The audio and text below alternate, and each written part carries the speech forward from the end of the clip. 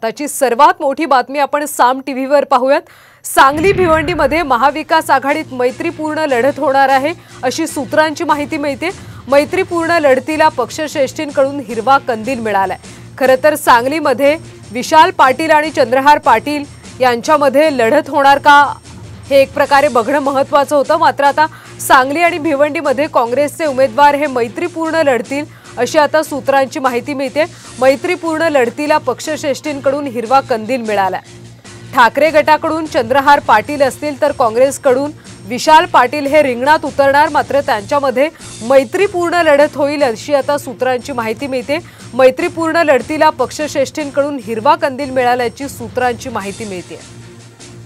सविस्तर माहिती घेऊयात आमचे प्रतिनिधी प्रमोद जगताप यांच्याकडून।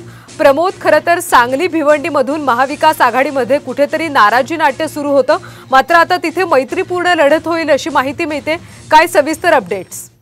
बरोबर आहे कल्याणी, आपल्याला माहिती 2 दिवसापासून काँग्रेसचे वरिष्ठ नेते जे आहेत ते दिल्लीमध्ये आलेले होते आणि सांगलीची जागा जी आहे ती काँग्रेसलाच मिळावी अशा पद्धतीची भूमिका जी आहे त्यांनी काँग्रेसच्या पक्षश्रेष्ठींकडे मांडली होती।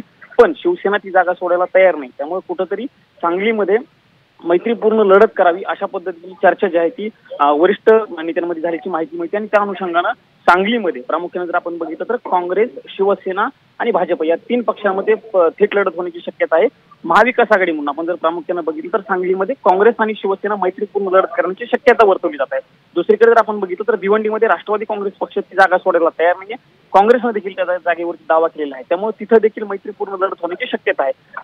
राष्ट्रवादीकडून जर आपण बघितलं तर बाळामामा म्हात्रे हे त्या ठिकाणून राष्ट्रवादी काँग्रेसचे उमेदवार असतील अशा पद्धतीची चर्चा आहे। मात्र काँग्रेसनं देखील या जागेसाठी आग्रह धरलेला आहे।